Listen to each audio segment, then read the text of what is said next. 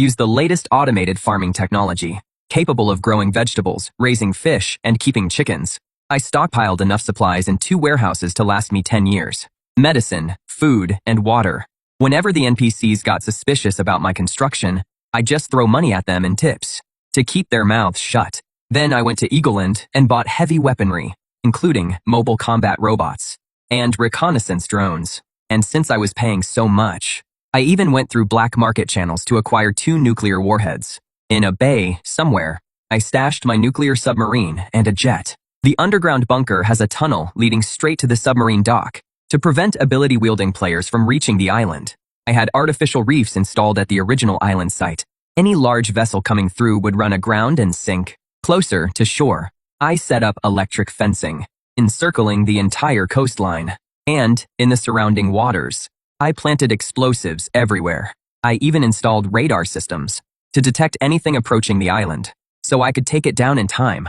I erected a massive electric grid in the sky to keep infected birds from landing on the island. In just 1 year, the island's defenses were fully operational, of course, to throw off my enemies. I also made a big show of developing tourism sites around the world, so those players wouldn't catch on. Those resorts were actually backup locations. I could fly there without refueling. After sending off the last batch of NPCs, I was the only one left on the island. I bought out a space exploration company and took control of over 6,000 satellites in orbit, just to keep my internet connection alive. During that year, I acquired airlines and shipping companies worldwide. Then, in the final week, I ordered all planes and ships destroyed. The whole world knew the richest man had destroyed long-distance transportation. The NPCs all thought he'd lost his mind. Only the players understood. This global tycoon was also their competition. A notification popped up in the player's chat interface. Wang Teng asked me, "Mark, that global tycoon is you, right?" He was the only one who saw me pick infinite wealth. But I ignored him completely. 1 week later, the apocalypse arrived. The players who'd maxed out their abilities were ready for action. 300 player names and IDs appeared on the public screen. I was number 99. Wang Teng was number 100. Liu Yanren was number 101. Attention, the apocalypse has begun. This game will keep running until only 1 player is left. Nobody expected the apocalypse to kick off with a worldwide downpour. Days of non-stop rain triggered massive flooding. Future Island got hit too. But the island was so small.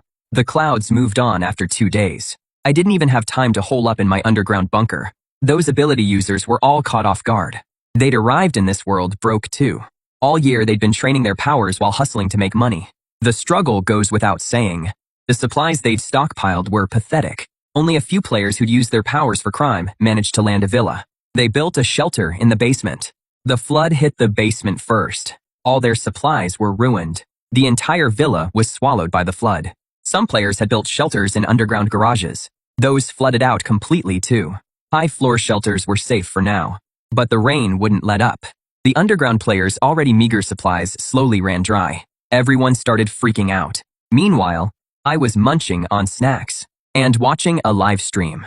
The streamer was hiding behind the curtains, secretly filming the building across the street. A player was using fire powers to raid for supplies. Bro, this isn't special effects. Not cosplay, either. This is a real ability user. He used to be a security guard in our complex. Now he is burning through doors. This is his 10th robbery. The chat was blowing up. So ability users are actually real. Does that mean the apocalypse is here? Streamer, watch out. Once he is done with that building, he'll hit yours next. Is firepower reliable? Firepower, the player tipped off the NPCs. A swarm of SWAT officers rolled into the complex in rescue boats. They surrounded the building with guns drawn. The streamer's hands were shaking with excitement. Guys, this is my first time seeing a gunfight. This guard's fire is insane. He melted the steel gate in seconds. The SWAT team stormed the building. The gunfire was intense. Suddenly, a figure flew out from the rooftop and plunged straight into the flood. Not long after, I saw that player's name go gray on the global chat. That meant the player was dead. Right then, in the chat window, Wang Teng hit me up again. "Mark, let's team up. Look, we're old classmates. Our numbers are right next to each other. If we team up, we'll definitely make it to the end." He shamelessly kept sending me video requests. But I kept ignoring him. If I teamed up with him and we were the last 2 left, He'd use mind control to kill me and win alone. Did he underestimate my intelligence? Or overestimate his own? Water and power were cut. Food was running out. 3 months of floods crushed the NPC's hope. Finally, someone couldn't take it anymore. They started taking desperate risks, looting and burning everywhere. Players mixed in with the crowd, searching for a way to survive. But abilities couldn't stay hidden. It caught the attention of the higher-ups. They issued a direct order to capture ability users. Anyone caught was sent to research facilities. Within a month, 30 players were posted on the public screen. Suddenly, players were like startled birds, everyone on edge. Meanwhile, I was living in a completely different world, checking on my vegetables now and then, gaming in my mansion, swimming in my pool. Future Island was basically paradise. I was living the good life. But good times don't last. I finally got sold out. Someone anonymously posted on the world chat, Player 99 is the world's richest person. They definitely built plenty of shelters before the apocalypse. Find Player 99. And everyone survives. The long silent world chat instantly exploded. Player 99, show yourself. You're living it up alone, while hundreds of us suffer. So cruel and vicious. Yeah, eliminate players like that. Find 99, and we live. Everyone, charge. All the players went crazy.